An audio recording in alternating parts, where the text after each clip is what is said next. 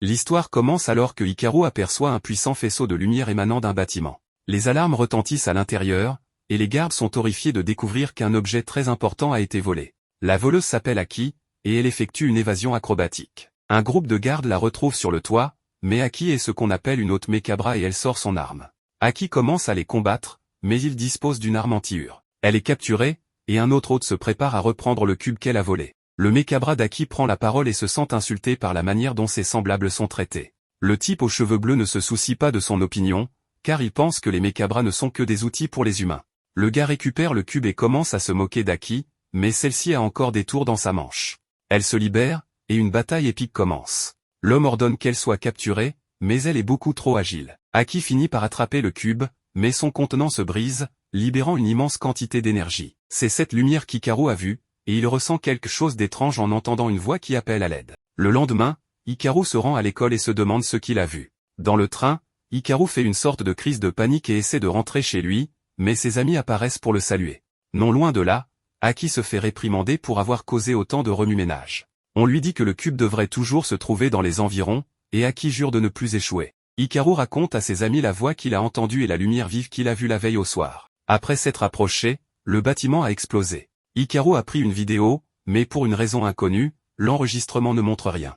Hikaru a aussi vu quelque chose de lumineux tomber à proximité, mais cela n'apparaît pas non plus sur la vidéo. Ses amis ne le croient pas quand il leur explique que la voix appelait à l'aide, et ils supposent qu'Hikaru était en train de diffuser en direct. Ils se moquent de lui pour croire aux fantômes, mais Hikaru est choqué lorsqu'il entend la voix de nouveau. Hikaru se précipite vers la voix, mais on lui dit qu'il s'approche trop près d'une zone restreinte. Un policier étonnamment cool lui dit de rentrer chez lui, mais le laisse là, et Hikaru entend à nouveau la voix appeler à l'aide. Quelque chose envahit Hikaru, et il se précipite dans la zone restreinte, cherchant frénétiquement la source de la voix. Il finit par trouver un cube lumineux d'où provient la voix, appelant à l'aide. Hikaru est choqué, mais décide de toucher le cube.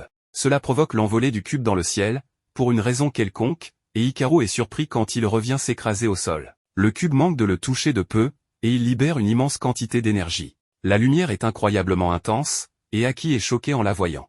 Hikaru a maintenant un énorme bras qui sort de son dos, et le bras célèbre le fait d'avoir été sauvé. Hikaru ne semble pas sentir ce bras géant, d'une manière ou d'une autre, alors qu'il cherche d'où vient la voix. Le bras se révèle alors. Le bras remercie décontracté Hikaru de l'avoir sauvé et lui demande son nom. Hikaru est déconcerté, car il n'a aucune idée de ce qui se passe, mais le bras se souvient de garder ses bonnes manières et décide de se présenter d'abord. Malheureusement, le bras a oublié son propre nom, et Hikaru tente de s'en éloigner. Hikaru n'arrive pas à l'enlever, et il se rend compte qu'il est attaché à son sweat à capuche.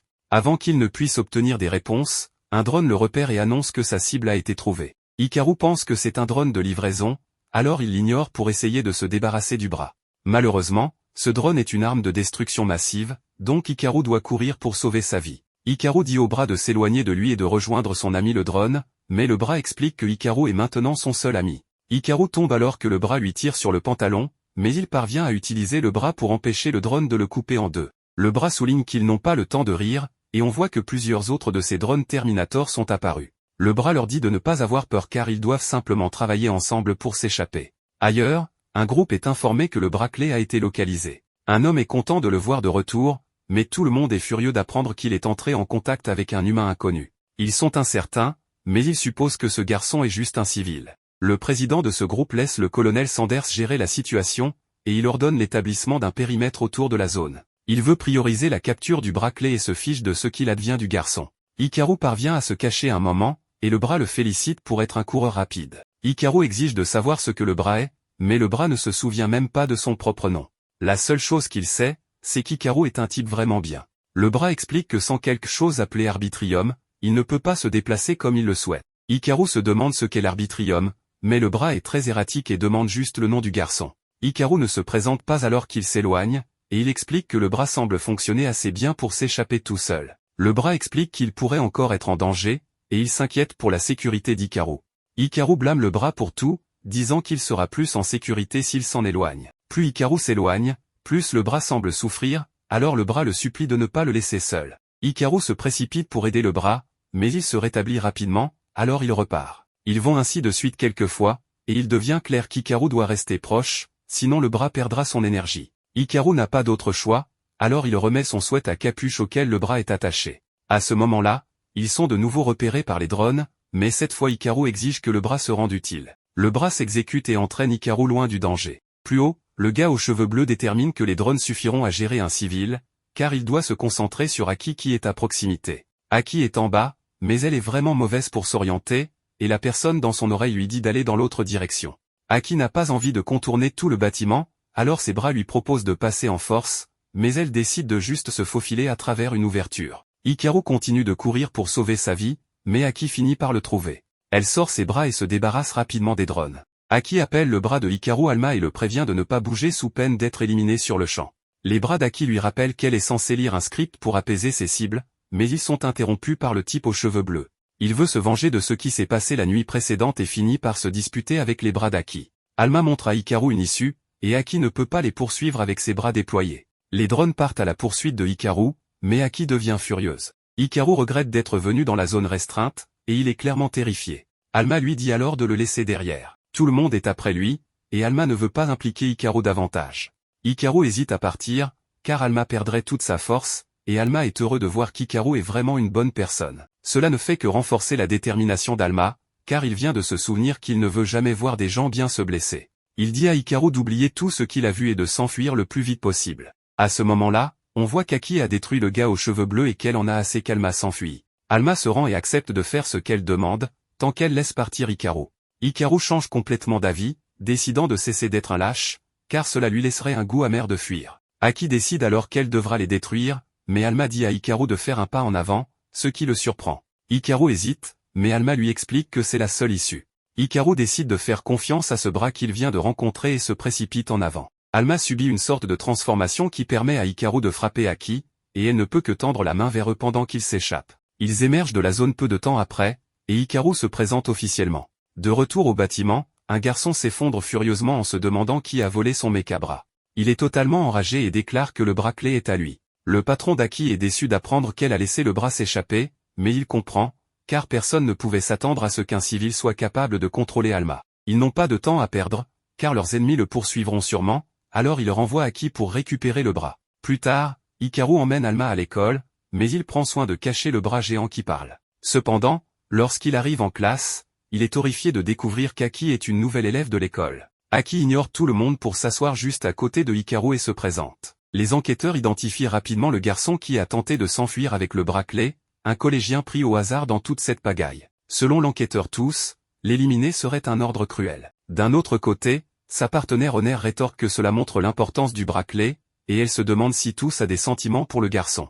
Tous réagit en lui pinçant la jambe, déclarant que c'est à cause de gens comme lui qu'ils ne sont jamais pris au sérieux. Honor reconnaît que Tous travaille dur et lui assure qu'elle n'hésiterait pas, même si c'était contre un enfant. Quand Hikaru est allé aux toilettes de l'école, il n'imaginait pas qu'une femme le suivrait jusqu'au bout du monde. Alma est apparue pour commenter qu'étonnamment, Aki ne montrait aucun signe de vouloir se battre. Hikaru a ajouté qu'il ne serait probablement pas attaqué, même en classe, alors Alma a suggéré qu'il parle à Aki, disant qu'il s'était passé tellement de choses dans ce bazar qu'il n'avait même pas eu le temps de dire quoi que ce soit. Mais Hikaru se souvenait qu'Aki avait clairement dit qu'elle avait l'intention de le tuer, donc il n'était pas très convaincu par cette histoire. En fait, il pensait qu'il serait peut-être mieux d'appeler la police ou quelque chose comme ça. Perdu dans ses pensées, Hikaru a été surpris de réaliser qu'Alma avait déroulé tout le rouleau de papier toilette, les recouvrant presque tous les deux dans les toilettes. Selon Alma, la construction du rouleau était tellement fascinante qu'il ne pouvait pas s'en empêcher. Puis, tout à coup, Aki est apparu et a suggéré que le jeune homme ne dise rien à la police car les agents n'étaient que des pions du groupe Kagami.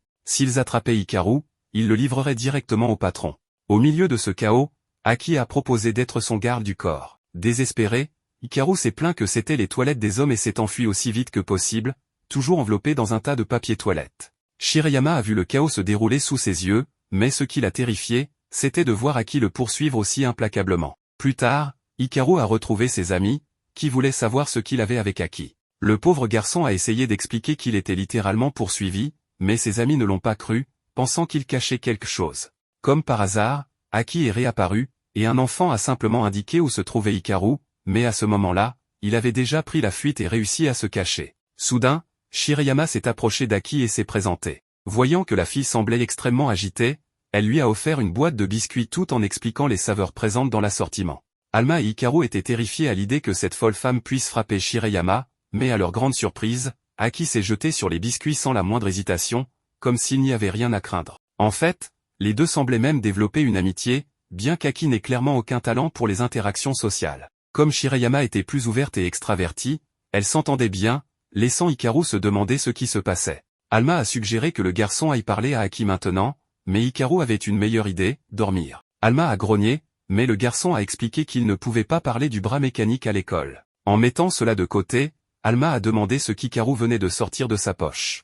Hikaru a expliqué que c'était des écouteurs, utilisés pour écouter de la musique ou autre. Cela avait une fonction de réduction de bruit, éliminant tout le bruit ambiant. En entendant cela, Alma était fascinée. Alors que cette étrange interaction se poursuivait, Shirayama a évoqué la situation d'Hikaru avec Aki, chuchotant des conseils. Lorsqu'Hikaru est retourné à l'école, Alma a continué d'insister pour qu'il parle à Aki, mais le garçon ne se sentait pas prêt émotionnellement. Shirayama l'a poursuivi et lui a remis un mot d'Aki, dans lequel la mystérieuse fille lui demandait de la rencontrer dans la salle d'art du vieux bâtiment de l'école après les cours. Shirayama a réprimandé son ami en disant qu'Aki l'avait cherché toute la journée sans le trouver, laissant Hikaru sans voix au milieu de cette situation folle. Pensant qu'il était juste timide à l'idée de rencontrer de nouvelles personnes ou autres, Shirayama a traîné Hikaru jusqu'au lieu de rendez-vous avec Aki, en lui disant d'accepter l'amour de cette femme de tout son cœur. Hikaru s'est alors retrouvé face à face avec elle dans la salle et a pensé que la manipulatrice avait utilisé Shirayama pour obtenir ce qu'elle voulait. Cependant, Aki a clairement expliqué que c'était Miru elle-même qui avait tout planifié.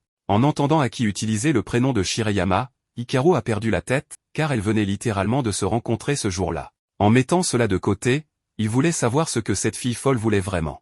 Aki expliqua qu'elle faisait partie des armes et qu'elle avait pour mission de protéger le bracelet. Sa première mission était de le ramener au quartier général, mais comme Hikaru s'était lié au bras, il n'avait pas d'autre choix que d'emmener l'humain avec eux. Alma admit qu'il aimerait en savoir plus sur lui-même, car il ne savait plus vraiment qui il était. Hikaru accepta donc les conditions, surtout parce qu'Alma devenait faible lorsqu'ils étaient séparés. Hikaru essayait de comprendre pourquoi tout cela se produisait, et Hikaru, anxieux, tenta d'attirer son attention. Un des bras lui dit de se taire, car Aki était terrible pour réfléchir à des choses compliquées. Finalement, elle déclara qu'il fallait examiner le bras robotique au plus vite et que Hikaru n'avait pas le choix. Hikaru demanda alors si Alma pouvait redevenir grand, comme il l'avait fait plus tôt pour repousser les menaces. Le mécabra fit ce qui était demandé, déchaînant toute sa puissance. Aki fut impressionné par la démonstration, mais le bras perdit rapidement toute sa force en quelques secondes. Hikaru saisit alors le bras et s'enfuit avant que les choses ne tournent mal. Juste au moment où Alma se plaignait que l'humain ne devait pas courir dans les couloirs,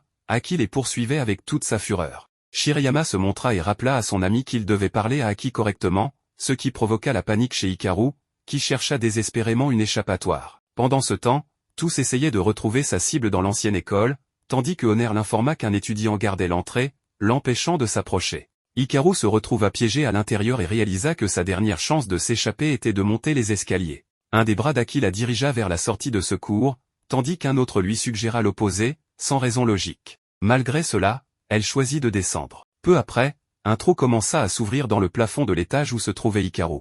Il se rendit compte qu'il était déjà sous le contrôle d'Aki. Celle-ci confessa qu'elle ne comprenait pas pourquoi le garçon ne l'avait pas achevée lorsqu'elle était sans défense, mais il n'avait aucune idée de quoi elle parlait. Malgré tout, elle exigea de savoir quelles étaient les intentions de Hikaru envers Alma, même si son propre bras tenta de lui expliquer que l'enfant n'avait aucune mauvaise intention. Aki ordonna alors aux deux de prouver le lien qu'ils partageaient, et son bras commença à libérer son pouvoir à nouveau, mais faiblit rapidement. Face à cela, Aki déclara que Hikaru ne faisait que nuire au bracelet, et qu'elle devait donc se débarrasser de lui. Shirayama fit alors irruption, mal interprétant la situation, et s'enfuit aussitôt, pensant interrompre un moment romantique entre les deux.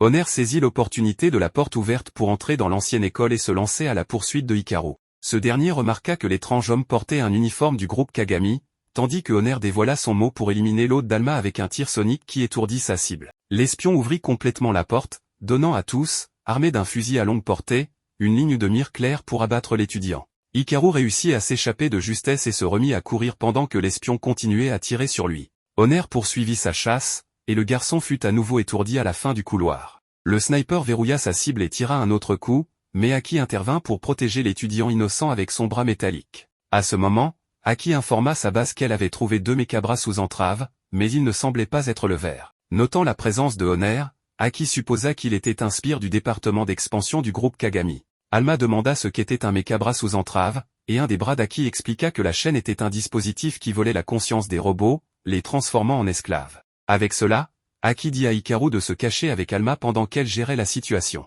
Alors que Hikaru se retirait, Honor lança des lames lumineuses sur son ennemi. Loin de l'action, Hikaru en avait déjà assez de fuir ces étranges personnes, mais il continua. Alma, quant à lui, ne croyait pas qu'il devait fuir et se rebella contre cette décision, refusant de laisser Aki et les Mekabra derrière. Hikaru menaça de rester par peur d'être tué, mais finit par céder et partit à la poursuite du bras métallique. En bas des escaliers, Alma était presque en train de s'effondrer à cause de l'éloignement du garçon, alors Hikaru s'approcha et demanda au robot d'arrêter de faire semblant d'être fort, sachant dans quel état il se trouvait. Il plaça ensuite le bracelet sur son épaule et commença à réfléchir à comment contrer ce tir sonique. Pendant ce temps, Tous demanda une mise à jour à son partenaire, mais ne reçut aucune réponse, alors elle décida de pénétrer dans l'installation. À l'intérieur, les sbires avaient réussi à immobiliser et enchaîner le Mekabra d'Aki. Ils lui proposèrent de les utiliser à sa guise grâce aux chaînes, mais elle précisa qu'elle n'était pas comme eux. Quoi qu'il en soit, elle fut transportée à l'extérieur où Tous l'attendaient, curieux de savoir ce qu'il était advenu du bracelet. Son partenaire expliqua qu'il était caché quelque part dans l'ancienne école, ce qui incita Tous à changer de sujet et à se concentrer sur Aki. Tous exprima ses regrets de ne pas pouvoir tuer le membre des armes sur le champ, ses ordres étant de l'emmener vivante. Heureusement pour les sbires du groupe Kagami, Hikaru apparut en portant la cible principale de l'organisation. Malgré la confiance des méchants, Hikaru leur assura que cette fois ne serait pas aussi facile que la précédente. Ignorant cette menace, Honor tira une nouvelle fois son tir sonique, mais cette fois, le garçon était prêt, portant des écouteurs anti-bruit. Échappant à l'attaque indemne, Hikaru lança son bras métallique vers Aki, dont les Mekabra devaient être libérés des chaînes. Le problème était qu'Hikaru devait toujours rester près du bras pour empêcher son dysfonctionnement, alors il sauta vers Alma, mais fut touché par le fusil de Tous, perdant un côté de ses écouteurs dans le processus. Malgré cela, le plan fonctionna et Aki fut libéré. Sans hésitation, Aki utilisa Tous comme bouclier contre le tir sonique et se jeta sur Honor, utilisant sa protection pour réduire la distance avec le membre du groupe Kagami et porter un coup puissant. Tous, ayant pris le blast sonique, fut également mis hors d'état. Finalement, tout le combat provoqua l'effondrement de la structure de l'ancienne école. Tous réussit à s'échapper, mais Honor fut laissé derrière. D'autres membres des armes arrivèrent à ce moment-là et critiquèrent Aki pour le chaos qu'elle avait causé, avant de demander des nouvelles d'Alma. Pendant ce temps, le personnel de sécurité d'une autre installation décida de contacter White Raven, car quelqu'un avait volé le Mekabra artificiel, Ouroboros, extrêmement dangereux. De retour à Hikaru, il fut emmené au quartier général des Arms, une organisation qui lutte contre le groupe Kagami et qui a été formée pour libérer les Mekabra de leur chaîne. Le leader de l'organisation se présenta sous le nom de Alji et annonça que le nom de son Mekabra était Fist. Fist appela Alma petit frère et lui assura qu'il se souviendrait bientôt de qui il était. Cependant, bien qu'ils aient besoin de l'aide d'Alma, ils firent comprendre qu'ils n'avaient pas besoin de Hikaru.